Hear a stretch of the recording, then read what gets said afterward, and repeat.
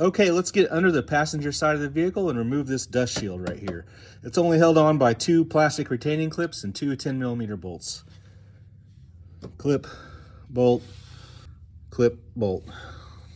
Here's a better view. The 2 bolts are on the top side, 2 clips, one on the side and one on the bottom.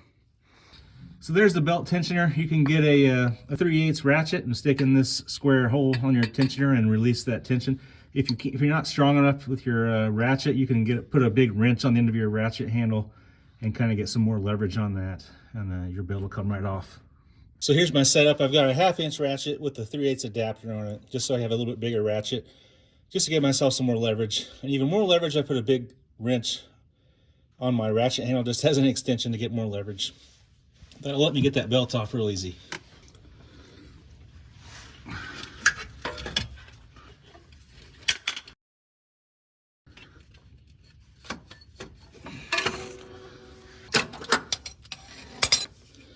Gonna push my belt out of the way.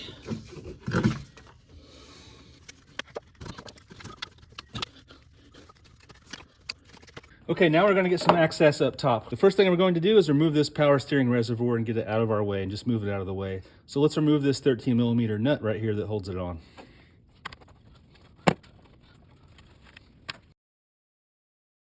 Let's also remove this hose out of this little connector that's attached to the windshield wiper reservoir. Let's pull it out of that connector. You can do this job without removing your air filter box, but I'm going to go ahead and remove it just for better visibility, for videoing, and just easier access. You can do it by just moving your steering reservoir out of the way, but like I said, let's remove this box. It's not hard to remove. I'm going to go ahead and remove these hoses on the top side of the box first.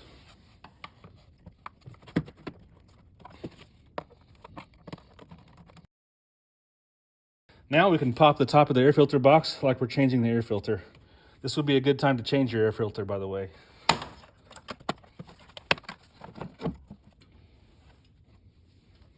So once you have your steering reservoir off of that stud and your air filter out of there, the only thing holding it down is a little pin that it sits on down in the bottom. Mine did not even have a nut on it.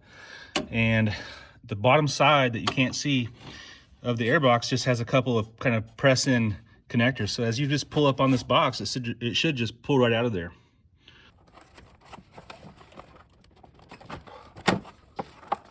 I do have one wire that just has a clip that's attached to this airbox, so go ahead and press out this plastic retainer, that harness retainer, and then that's the only thing holding it in.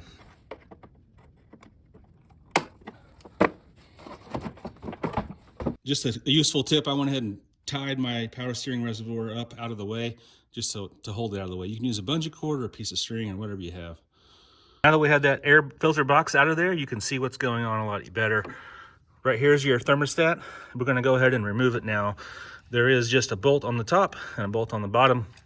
Now I'm going to go ahead and remove this clamp and remove the hose before I take the thermostat out.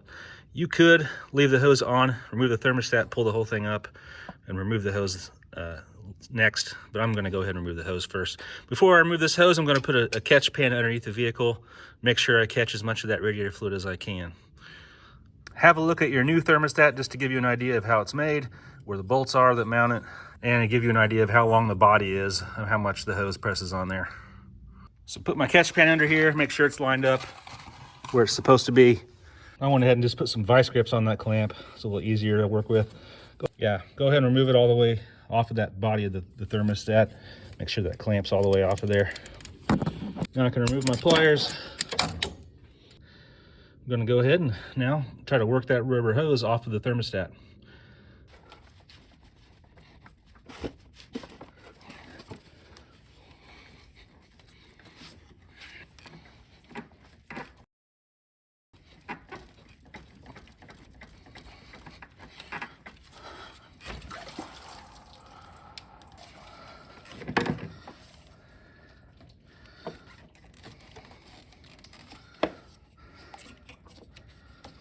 All right, let's go ahead and remove that top and bottom bolt that holds the thermostat on it.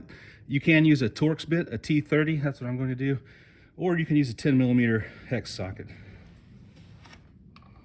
Shouldn't be very tight, it's just a plastic housing that it holds on.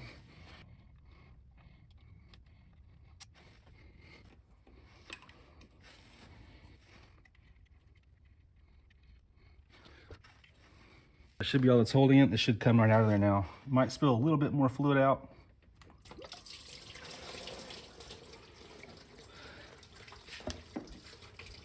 Have a quick look at your removed thermostat. Make sure the rubber O-ring came out with it and it's not stuck on your engine block. If it's on the engine block, go ahead and get it off of there. Mine's already off. I'm gonna go ahead and wipe off the surface, the sealing surface of the block. Make sure it's clean, because you wanna have a good seal, obviously. You don't need any leaks down here. Once it's clean, let's go ahead and make sure your O-ring is pressed in the groove properly on your replacement. Mine looks pretty good. I'm gonna go ahead and put it in position. Get your one of your bolts, get them started.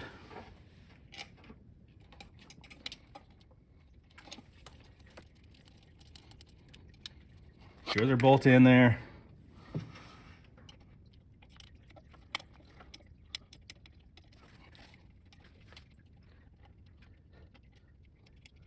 I'm gonna go ahead and just get these a little bit hand tight.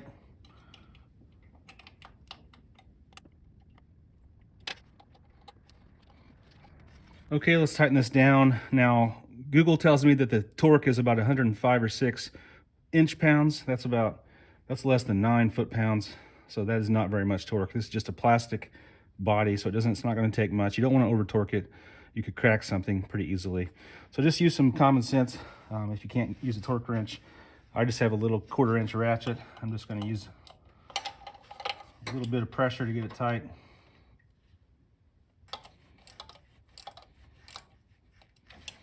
Do it kind of evenly, tighten up the bottom and then tighten up the top before you do a kind of final torque down.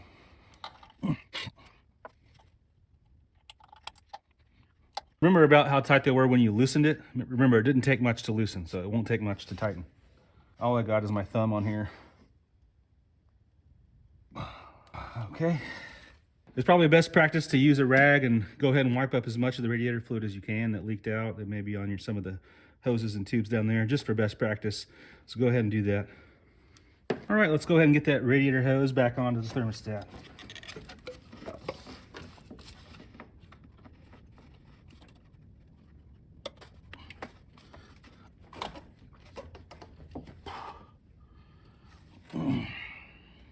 All right, let's go ahead and get that clamp put back on. Start with some regular pliers to get it started.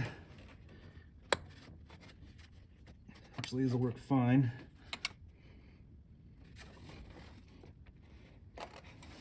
All right, so we've got the hose pressed back on. We've got the clamp well up onto the body of the thermostat back where it was. And that should be good to go there now. All right, I'm gonna go back under the vehicle now. I'm gonna wipe up as much of that radiator fluid as I can that might be down there. I'm gonna make sure my belt is looking good. If it looks bad, I'll replace my belt. But I'm just gonna go ahead and get that belt reinstalled.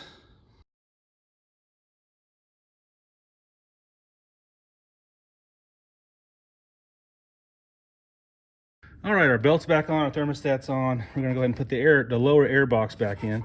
There are a couple of kind of push pins or plastic studs on the bottom of this that do press down into a couple of rubber grommets. So make sure you get those lined up and put in there.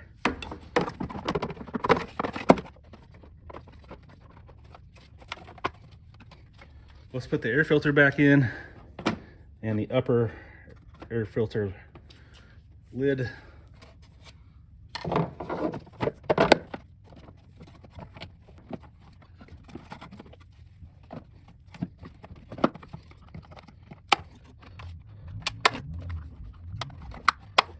Now I'll go ahead and get these hoses back on.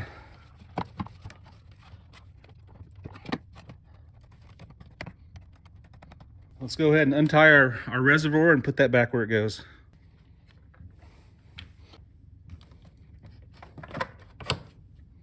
Don't forget about your rubber hose. Make sure it goes back into the hose clip. And get your 13mm nut and put tighten your reservoir back up.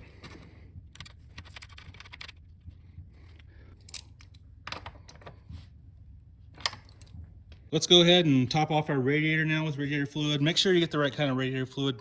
Look at your owner's manual to make sure you get the right kind.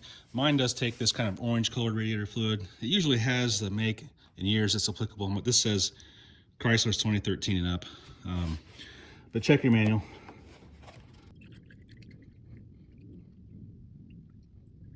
Also, grab a flashlight and make sure your radiator fluid overflow tank is filled up to the appropriate level. There is a max and min mark on the catch tank.